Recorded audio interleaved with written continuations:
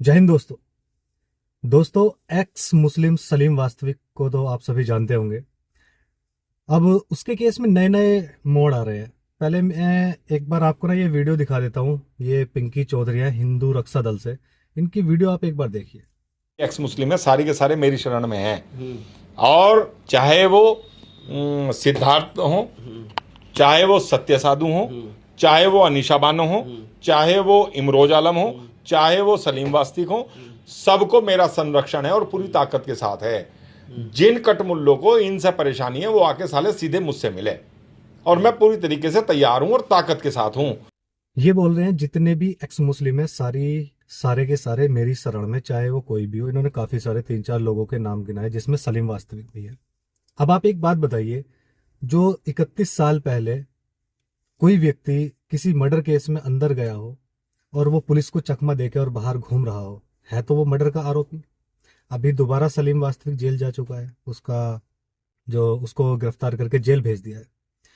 मेरी एक चीज समझ में नहीं आती है, अगर वो है तो मुस्लिम, अगर सना मुस्लिम धर्म की कोई भी चीजों की अगर किसी भी बारे में बात कर रहा हो, किसी हलाला के बारे में बात कर रहा हो, किसी इस्लाम के खिलाफ अगर वो बोल रहा है, तो आप लोगों को एक सनातनी लगने लगता है।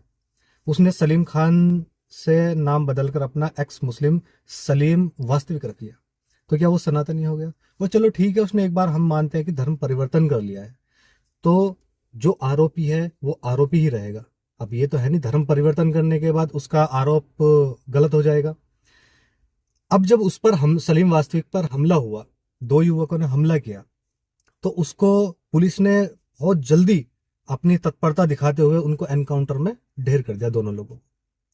क्या इतनी जल्दी कार्रवाई और किसी केस में होती है?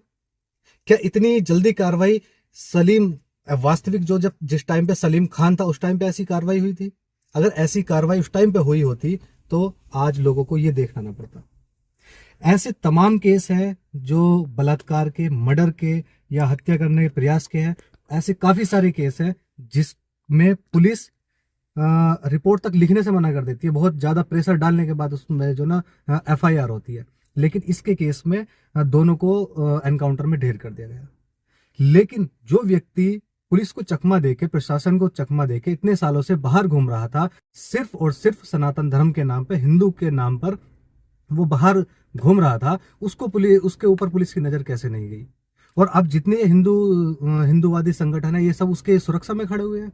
अरे किसी का 13 साल का बेटा इसने फिरौती के चक्कर में उसका मर्डर कर दिया, तुम उसका साथ दे रहे हो? उसको भी एनकाउंटर में मार देना चाहिए। क्या तुम इसी तरह अपने हिंदू धर्म की रक्षा करोगे? मेरी तो ये चीज समझ में नहीं आती कि कानून सबके लिए बराबर है, लेकिन अलग अलग पैरों पे अलग अलग तरह का कानून कैसे? किसी के लिए कुछ, किसी के लिए कुछ, किसी की गिरफ्तारी नहीं होती, किसी को ऑन द स्पॉट मार दिया जाता है। तो आप क्या कहोगे इसके बारे में? एक बार जरूर बताइएगा।